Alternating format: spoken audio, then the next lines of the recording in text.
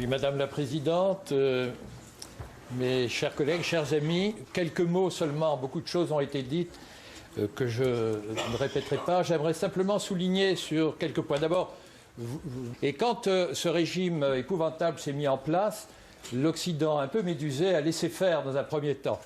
Le premier coup de semonce, nous l'avons eu avec l'arrivée de Massoud Redjavi.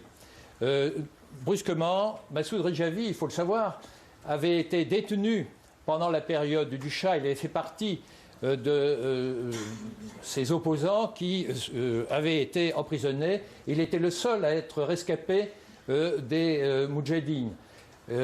François Mitterrand, Helmut Kohl, beaucoup de personnalités françaises et européennes étaient intervenus en sa faveur. Donc ils étaient connus.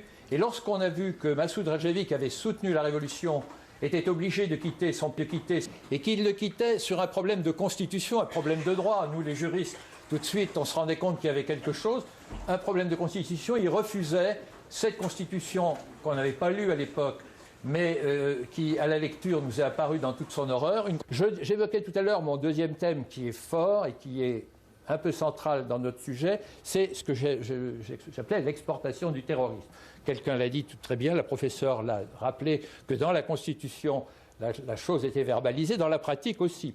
Le terrorisme a été exporté et très vite, Khomeini lui-même s'est rendu compte que le fait d'être en guerre, d'entretenir un conflit à l'extérieur, permettait de tenir le peuple en main. D'ailleurs, Madame la Présidente, vous m'avez entendu souvent, je l'entends un petit peu à me répéter, mais en tout cas, je ne peux pas aborder ce sujet sans émotion.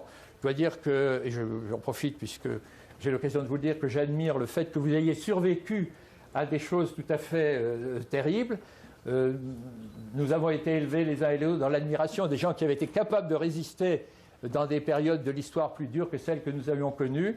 Mais j'ai toujours dit, mais pour une fois qu'on rencontre des gens qui résistent vraiment à quelque chose qui ressemble à ces choses terribles que nous blâmions et auxquelles nous voyons que les autres résistaient, eh bien, nous devons les soutenir. Voilà, Madame la Présidente, quelle est à la fois ce que je crois et ce que je continuerai de faire dans la mesure de mes moyens.